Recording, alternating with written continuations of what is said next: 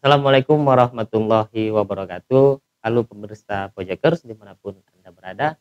Senang sekali pada sore hari ini kita kembali mengudara di acara Bincang-Bincang Santai dan juga podcast. Nah, sama Bapak Kepala Dinas Penanaman Modal dan Pelayanan Terpadu Satu Pintu. Yang di samping saya sudah ada Bapak Suhendri SEMH. Oh, Selamat sore Pak. sore. Nah, pemirsa Pojokers, kurang lebih setengah jam ke depan kita akan berbincang bersama dengan Bapak Suhendri perihal program-program unggulan dari Bapak Bupati Satono, yaitu program Rusimah, kemudian ada Kopi Bestela ya, Ngopi bisa. Ngopi Bestela. Nanti kita akan mengulik dan juga membahas lebih dalam lagi hal program-program dari Dinas Penanaman Modal dan Pelayanan Terpadu Satu Pintu. Mungkin ke pertanyaan pertama Pak ini. Siap. Ibaratkan saya ini orang awam Pak ya, dan tidak ibaratnya bisa Bapak berikan gambaran umum tentang Dinas Penanaman Modal dan juga di Pelayanan Terpadu Satu Pintu. Baik itu dari apa sih tugas dan juga fungsi dari, ini kan ada dua kata nih, ada penanaman modal dan juga pelayanan terpadu satu pintu. Bisa diberikan gambaran umum Pak? Silakan Pak. Terima kasih. Bang apa namanya? Bang Bahar. Bang Bahar ya, Ya. atas kesempatannya. Salam Pojoker lah untuk semuanya pemirsa Pojoker yang setia lah. Ya. Kita santai aja lah. Ya. Jadi intinya memang itu Dinas Penanaman Modal dan Pelayanan Terpadu Satu Pintu pastinya. Suatu OPD yang dibentuk oleh pemerintah Kabupaten Sambas yang mempunyai fungsi dalam rangka untuk memberikan pelayanan terhadap investasi. Ya. Dalam arti luas nih, karena gitu kaitannya sangat erat. Investasi masuk terkait dengan perizinan. Waktu investasi akan masuk, tentu kalau dia akan mengurus izin, dan kemudahan yang kita berikan adalah perizinan itu sangat berpengaruh terhadap investasi yang akan masuk. Pada intinya investor itu banyak yang nak masuk, cuma terkandung masalah kadang-kadang lamanya perizinan dan waktu yang tidak pasti. Kemudian biaya, karena artinya ngurus izin untuk mahal. Oke, dengan adanya undang-undang Cipta Kerja Semari semuanya diterobos bahwa sekarang perizinan itu paradigmanya sudah berubah. Jadi tugas utama dari Dinas Penanaman Modal dan Pelayanan Terpadu Satu Pintu Kabupaten Sambas membantu Bupati dalam hal pencapaian nilai investasi, membantu Bupati dalam hal meningkatkan investor yang akan masuk ke Kabupaten Sambas, membantu Bapak Bupati dalam hal memberikan pelayanan khususnya di bidang perizinan yang kewenangannya sudah dilimpahkan secara penuh oleh Bapak Bupati kepada Kepala PTSP. Jadi lebih nyamannya kalau DPM PTSP itu nyebutnya PTSP Pak, karena dah familiar gitu. Orang biasanya PTSP, kadang DPM-nya lupa gitu. Tapi tidak masalah sih bagi saya, yang penting maknanya. Tugasnya seperti lah, gambaran secara umum, detailnya sih banyak, karena kalau dia kan ada diturunkan dari 3 bidang. Ada bidang pelayanan perizinan dan non perizinan, ada bidang penanaman modal dan promosi, dan ada bidang kebijakan dan pengaduan masyarakat. Khusus untuk Sambas, kalau kantor PTSP itu kantornya ada 2. Satu yang di Jalan Sukaramai, yang satu bidang perizinan kami pindahkan ke gedung di Taman Lunggi. Ada bangunan yang tersendiri yang dulu TIC namanya Tourism Informasi Center. Zaman Pak Satono Ropi, bangunan ini difungsikan, diarahkan kepada, diberikanlah pengelolaannya kepada perizinan, karena konsep perizinan itu harusnya tempatnya itu agak representatif. Dia harus bagus dan dia harus berada yang mudah diakses oleh masyarakat. Nah, kalau abang-abang lihat kan, kalau kantor yang lama kan lupa di ujung gitu, tang kesian juga gitu dalam urusan. Jadi kami pindahkan atas dukungan beliau udah atau lahir. Kami pindahkan dan kami tatar Bang aja. Boleh kalau sewaktu-waktu Bapak masuk atau siapa pun yang masuk, kan itu bukan untuk yang mau berurusan. Ruangannya kami buat bagus. Jadi gimana cara yang orang ngurus betah dia di dalam.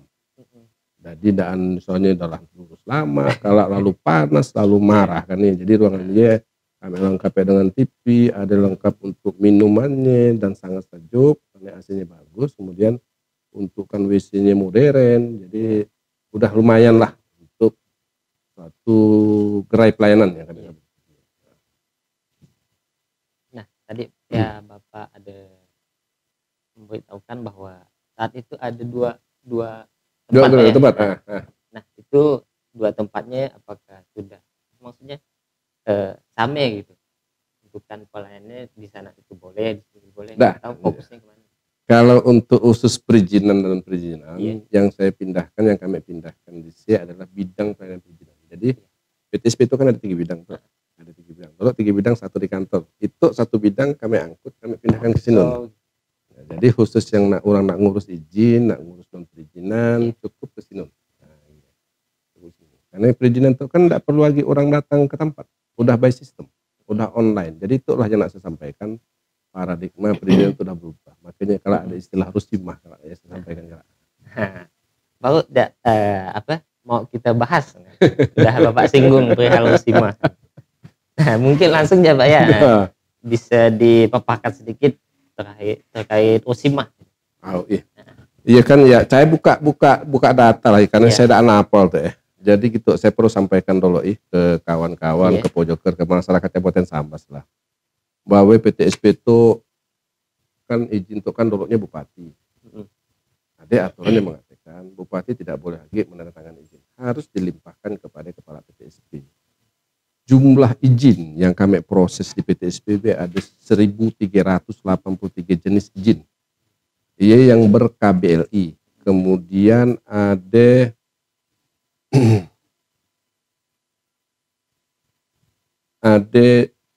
total ya 648 yang ber-KBLI, 332 ya ber-KBLI dengan tingkat risiko menengah, yang berisiko tinggi ya ada 216, dan risiko tinggi ada 110.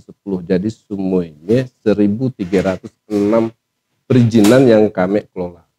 Kenapa saya bagi-bagi risiko? Karena memang sejak Undang-Undang Cipta Kerja, izin itu diberikan bukan hanya berdasarkan modal dan luasan usaha, tapi berdasarkan risiko usaha yang ditemukan. Nah, jadi kalau dari risiko rendah beda, kalau risiko tinggi beda, risiko menengah rendah beda gitu.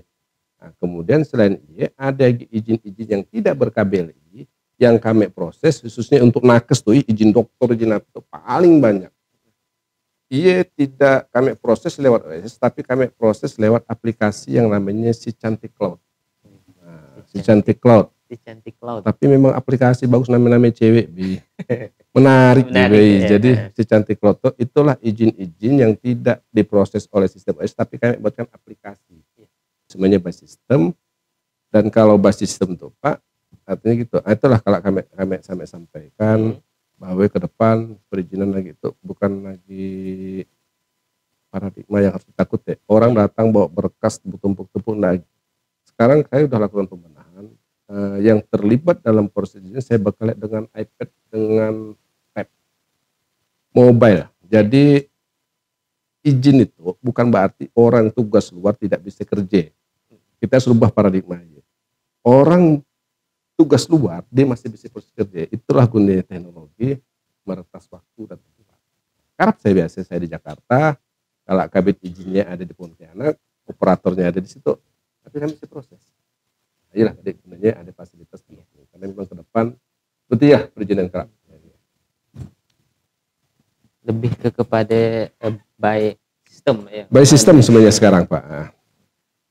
Kemudian ada lagi yang namanya kopi besela ya Pak. Ngopi besela kita dah masuk kan, tuh jadi saya pokoknya tentatif ya, pokoknya sambil diskusi aja. Silakan. Oke. Apa yang ada rusimah, ada kopi besela kan, singkatannya ya yang mudah diingat kan. Kopi besela. Saya bacakan ngurus perizinan bisa sehari laka. Ngopi besela. Bahasa gaul ngopi bukan ngopi. Apa ya Pak? Oke, jadi gitu. Ngopi besela itu lahir dari rusimah.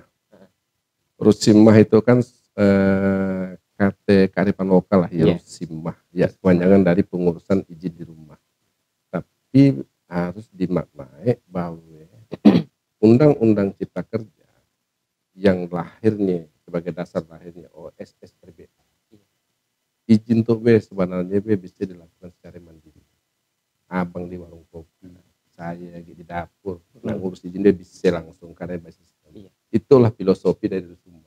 Artinya bukan abang di rumah, tapi artinya izin JB bisa abang lakukan dimanapun abang berada. Ya satu, inilah makna dari Rusima. Sedangkan ngopi besela itu adalah inovasi yang kami lakukan untuk mewujudkan Rusima. Awalnya kan kita berpikir Rusima tuh orang harus paham teknologi. Dia bisa ngurusin. Sekarang kita harus paham kondisi masyarakat kita di Sambas tuh. Tidak semua orang paham teknologi, tidak semua orang bisa mengaplikasikan, dan tidak semua orang punya perangkat Android. Nekwan yang punya usaha adik tidak yakin kita kan nih, pastilah. Syukur-syukur ya ada HP kacik yang kayak ya kan ya tidak bisa dipakai. Nah itulah gunanya kami ketika di PP 5, PP 6 memberikan ruang, legal standingnya jelas bahwa dalam hal keterbatasan infrastruktur, baik ya jalan maupun jaringan, kita boleh melakukan pengurusan pendampingan atau pengurusan lilik. Dari silah kami berangkat, kami buat konsep bahwa kita akan melakukan pendampingan kepada masyarakat, khususnya yang UMKM yang berisiko rendah. Karena berisiko rendah itu dan banyak izinnya bang. Sekarang tidak ada lagi yang namanya TDP, lagi yang namanya SIUP. Cukup dengan NIB, nomor induk berusaha untuk skala rendah, risiko rendah. Ialah izin usahanya. Nah, itu yang kami coba. Kami rancanglah pada saat di akhir 2021 ketika saya di PLT kan dan Pak Bupati baru dilantik karena dia itu kami usulkan, kami lakukan ngopi besela atau kan ya istilah kita lebih suka, saya lebih suka bahasa kampung bang. Ya bisa aja kita buat marti atau bahasa canggih-canggih tapi orang di kampung kayak nani ya. Tapi coba ngopi besela atau cuma cepat ingatnya ngopi beselanya kita tuh tapi ya ngurus perizinan bisa sehari laka. Dan ini ketika syarat dipenuhi, hitungan tidak sampai 1 menit izin bisa keluar. Syaratnya sangat mudah. KTP, kemudian NIK harus terintegrasi. Kebanyakan masyarakat kita, pengalaman kami, bayang keliling, dia punya KTP, tapi dia NIK-nya belum terintegrasi dengan mau kami harus hubungi Capil, bukakan, konekkan dia dengan OSS. Yang kedua, keterbatasan kita buat akun. Kemana nek warna buat akun, kadang ada yang orangnya datang, emailnya ada, passwordnya dengan laki. Itu pengalaman kami. Jadi dari kami terus terang 19 hari pelayanan kelilingnya, nah hitung kapak tiap hari kami acaranya roadshow lah. Tapi ada kepuasan batin ketika kita bisa membantu orang yang nak buatkan izin ketika dia nak ke bank berkepayahan karena bank minta NIB-nya mana, kita buatkan. Dari 1.000 orang yang daftar di seluruh kecamatan Sambas, ada sekitar 600 yang bisa kita selesaikan izinnya. Yang tidak bisa kita selesaikan pada saat kita bawa ke kantor, rata-rata yang tidak bisa selesaikan karena pertama akunnya tidak aktif, yang kedua KTP-nya bermasalah. Nah, itu. Jadi ada sekitar 600. Dan yang paling bahagia bagi kami adalah kepuasan moral tuh ya. Ketika nekwan datang 2 orang di pemangkat tuh ya, mangkat 2 orang bergandeng tangan nekwan, nanya ke kami dah laka tuh.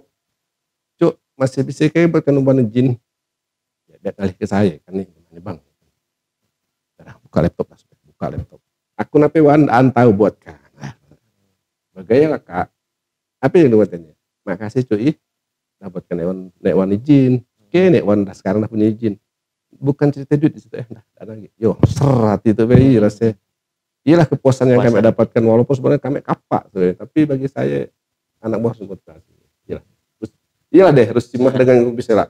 Rusima iya program unggulan Pak Bupati. Ngopi Besela itu inovasi untuk melakukan. Ke depan tentu Ngopi Besela tidak berarti sampai di situ. Kami dah bisa buatkan izin tuh. Izin tuh kan ya syarat untuk dapatkan pinjaman di bank. Nah, ketika dia bermasalah di bank, bisa enggak kami nak ngukur. Kemudian dia dapat izin, dia dapat duit dari bank. Nah itu kalau ke depan Rusima akan kami jalankan. Tapi Bang Kalbar nak kami heret. Terang deh. Jadi orang dapat izin, dia ngurus ke bank, mudah-mudahan bisa tambut. Artinya di situ program unggulan Bupati yang harus bisa kita laksanakan dan kami bisa mengintervensi satu program unggulan Pak Bupati yang lebih masih tinggi yang dilaksanakan oleh dinas. Dia nak kami coba, mudah-mudahan bisa. karena kami dah bisa ngukur Rusima itu dah kena. Dan Rusima itu nak berani sampai situ bang. Iya. Ketika kami turun, tidak selamanya kan kita nak berani kelilingi kapak kita, bukan juga kapak. Kita ada kerjaan lain. Target kami adalah petugas kecamatan. Kami latih itu petugas kecamatan. Artinya gitu, ketika desa tidak bisa karena keterbatasan geografis, tidak bisa kabupaten, dia minta pendampingan cukup di kecamatan. Nah, dah kami lakukan pelatihan kepada operator kecamatan. Tahun lalu kami menyelesaikan seluruh operator desa kami latih. Artinya orang lagi perlu kecamatan, cukup di desa aja dah beh. Kalau dia tidak ngerti, tapi prinsipnya kalau dia bisa ngurus orang, kurus orang. Kalau tidak bisa pendampingannya cukup di desa. Kalau masalah desa, kecamatan. Kalau di masa kecamatan baru bisa di kabupaten. Artinya kita memutus rentang karena kesian orang nak ngurus izin dengan jauh dia harus mengeluarkan duit padahal izin itu ya gratis. Dan itulah kita lakukan. Nah, baik teman-teman Pojokers, mungkin kita bisa rehat dulu sebentar. Nanti kita akan lanjutkan lagi berbincang dengan Bapak Henry setelah yang satu ini.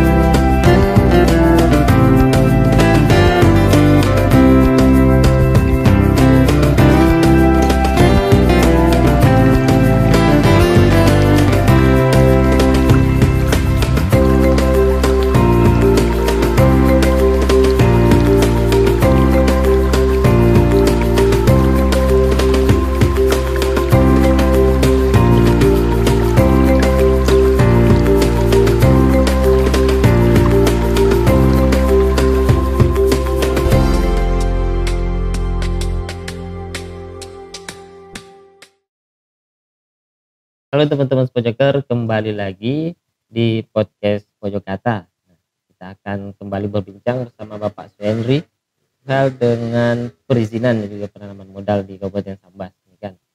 Tadi Bapak sudah sedikit banyak memaparkan perihal program unggulan Bupati Sambas, perihal Rusimah dan juga Ngopi Besela. Sedikit banyaknya ada kekurangan dan juga kelebihannya.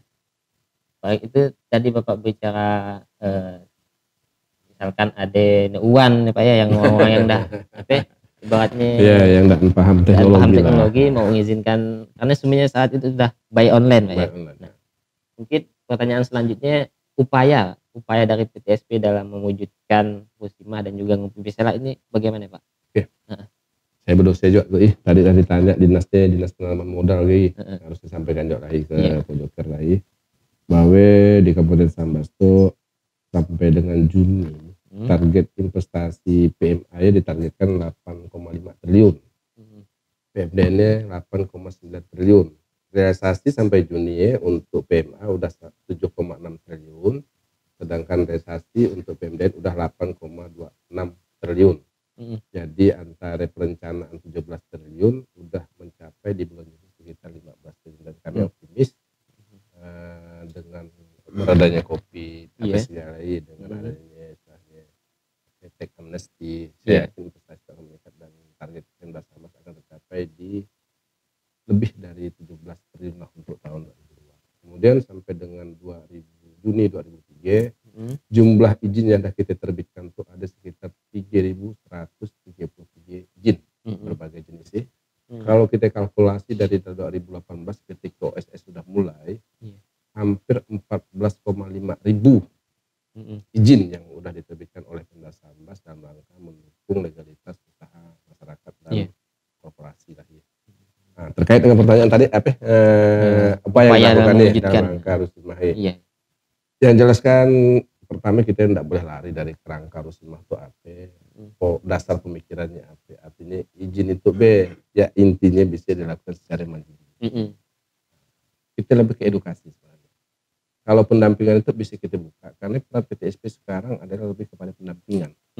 Pendampingan itu bisa kita lakukan kapan, tapi akan lebih penting jika kita bisa melakukan edukasi kepada masyarakat bagaimana cara berurusan buat izin dengan sistem yang perlu kita lakukan. Makanya kami bilang kemarin, kami udah melatih operator di kecamatan, kami udah melatih operator di tingkat desa, dan kami di kantor Sapar tuh yang kami sebut Sapar tuh sangat open. Ketika masyarakat ada keluhan atau apa, silakan datang untuk dilakukan pendampingan. Dan kami juga punya nomor call center, bermain di medsos juga, Instagram, apa segala, silakanlah di Facebook apa, sampaikan aja keluhan-keluhan. Artinya treatment kami sekarang lebih kepada edukasi, tapi pelayanan keliling tetap akan kami lakukan karena itu adalah real yang bisa kita lakukan di lapangan dan itu langsung menyentuh masyarakat. Nah, masyarakat bisa datang, kita bantu, sekarang kita edukasi misalnya gitu, Bu, itu Ibu harus itu ke depan enggak untuk kemungkinan, karena dari awal kita udah belajar ada miss di situ ketika nomor KTP masyarakat tidak terkonek dengan OSS, ada kemungkinan nanti capil kita libatkan. Jadi orang lagi ribet, tidak mungkin juga orang datang dah ya, kau ke capil dulu urus itu dah ya. Lebih baik petugasnya yang kita bawa karena kita kan pelayanan di tempat, kalau bisa lakak di tempat dia juga, saudara kemana-mana ya, namanya lah ngurus bisnis sehari lakak, jadi tidak ada masalah lagi. Nah, ke depan tentu kita tidak stagnan di sini lah, masa kita nak berputar sih, kita harus ada pemikiran baru-baru gitu. Nah, tadi rencana kami pengen menguji izin yang diterbitkan bisa tidak mengakses perbankan, terutama untuk kredit program yang tanpa jaminan, misalnya yang di bawah 10 juta. Kalau bisa kita lakukan, alangkah indahnya masyarakat dituntut memenuhi syarat untuk izin dapat NIB, ketika dia butuh modal dia dapat akses pada saat dia juga dan itu insya Allah akan kami lakukan. Kedua, seterusnya memang sistem itu banyak kelemahan Pak. Kalau kami sistem kalau tidak kita dalam, kita tidak akan tahu. Kalau kita berteori akan mandek di sisi aja. Begitu kita masuk baru kita bisa tahu. OSS itu sebenarnya banyak kelemahan. Dia kan by system. Karena prinsip OSS itu izin terbit dulu baru pengawasan. Kalau kita kan dulu bahas tuh secara detail, udah clear and clean baru terbit izin. Nah itu kelemahannya. Pertama kita harus pengawasan tuh harus tinggi tuh, harus kuat di pengawasan. dengan keterbatasan OPD dan tenaga itu menjadi masalah. Kedua, kalau kita tidak cepat tanggap, di PP 5 diatur jika dalam 20 hari tidak kita lakukan treatment atau kita verifikasi oleh OPD sesuai dengan teknisnya, misalnya gitu. Untuk tanda daftar gudang, siapa yang verifikasi? Tentu OPD Kemendak. Kalau dalam 20 hari dia tidak memverifikasi, maka izin akan terbit secara otomatis. Nah, itu yang jadi masalah kalau ke depan. Makanya mau tidak mau kita harus siap juga. Kita harus siap bahwa itu teknologi, kita harus bisa mengikuti perkembangan zaman dan regulasi yang walaupun kita tahu di pusat itu sebenarnya belum juga sempurna. Karena itu kan ya perintah Pak Presiden kan jelas, Undang-Undang Cipta Kerja itu terbit PP 5, PP 6. Permen-permen itu ada 50 lebih tuh harus terbit. Dan ternyata setelah kita, mereka antar departemen itu kan kadang-kadang sulit lah. Ya. Tapi kita yang di bawah itu kan mau nama belajar itu tuh. Kita nemuin itu ada hal yang kontradiktif. Nah itu yang kadang, walaupun pusat dalam suatu kesempatan ada rakor, menyampaikan kami sadar dan kami akan segera perbaiki. Yang kami tuntut adalah yang kami inginkan kapan perbaikannya. Karena masyarakat ngurus izin tidak lagi nunggu. Kami tidak dulu, yang penting bila izin kami keluar. Itu yang jadi masalah kadang-kadang GBI. Nah, mudah-mudahan nanti ke depan itu bisa lancar, sistem bisa bagus. Kalau sistem udah bekerja, sebenarnya tidak perlu banyak orang. Karena sistem udah bekerja. Yang penting kita yang nguasai, cukup satu orang operator pengawas segala. Jadi memang ke depan nanti perizinan seperti itu lah Bang. Dan treatment-treatment yang kami lakukan terlalu banyak yang kami lakukan. Bahkan kemarin waktu rapat dengan Dewan cerita inovasi ke depan PTSP seperti ya kebetulan kami itu kan ya sumuran. Mudah-mudah deh kami di sini. Nah yang sederhana ke yang agak lingau-lingau selama kami lingau-lingau cuman kala setiap ada event di keraton, event sepak bola kami masuk, kami buka gerai. Ada sepak bola kami buka gerai pelayanan perizinan. Kalau ada pasar malam kami taruh juga di situ ya. Ke depan seperti itu lah. Artinya kita buat sesuatu yang sederhana, tapi masyarakat langsung merasakan. Karena nanti kan Sambas tuh banyak event tuh, misalnya event keraton, kita buat gerai. Nah, rencana kami seperti itu ke depan. Artinya inovasi tidak boleh berhenti. Sederhana tapi bermanfaat bagi saya inovasi. Karena memang kalau expert dari Dikti menyatakan inovasi akan terasa lebih bagus jika langsung menyentuh ke masyarakat dan masyarakat merasakan manfaatnya. Ya, teman-teman Pajakar, itu tadi pembahasan dari penjelasan dari Pak Hendri perihal perizinan kita di Kabupaten Sambas. Artinya perizinan kan tidak susah Pak ya? Tidak susah sebenarnya, tidak susah, simple sebenarnya. Sepanjang tahu teknologinya, punya perangkat. Enggak aja perangkat, kemana juga kita tidak nguruskannya kan ya. Artinya itu harus kita pahami, tidak semua masyarakat kita, menjak milenial tuh boleh-boleh, mereka paham. Makanya sejak tahun itu kami edukasinya tidak lagi di kantor camat atau di kantor desa. Kami coba agak anti mainstream, karena kami melihat itu kan banyak pengusaha muda yang milenial. Kami melakukannya di kafe-kafe. Merubah suasana. Jadi kami pelatihannya di kafe, biar muda tuh suka itu. Ibu-ibu pun suka kalau ada di kafe tuh cantik-cantik yang jadi berdandan ini karena udah dengar kafe kan nih. Jadi kita buat karena kan kita kadang-kadang orang udah jenuh dengan pemandangan di kantor camat atau desa, kita buatkan aroma. Kami dah tuh kafe Tabas, kami kafe Pak Geraldine ya, kami dah kafe Skura apa yang bagus ya? Yang tapi sungai ya? Iya udah juga kami lakukan di sini. Kenapa kami mulai mainnya di kafe-kafe itu? Karena sasaran kami itu pengusaha muda milenial. Jadi karena milenial sekarang tuh ya canggih-canggih ya. Ya ngopi bukan ngopi deh, ya usaha deh, macam-macam ya. Kalau online lah HP, main saham lah HP biar Iya yang kami tangkap benar-benar artinya ke depan memang inovasi itu sederhana ya. Tergantung mau, tergantung lihat dan tergantung juga pembiayaannya. Kalau saya kemarin dengan Dewan sederhana aja.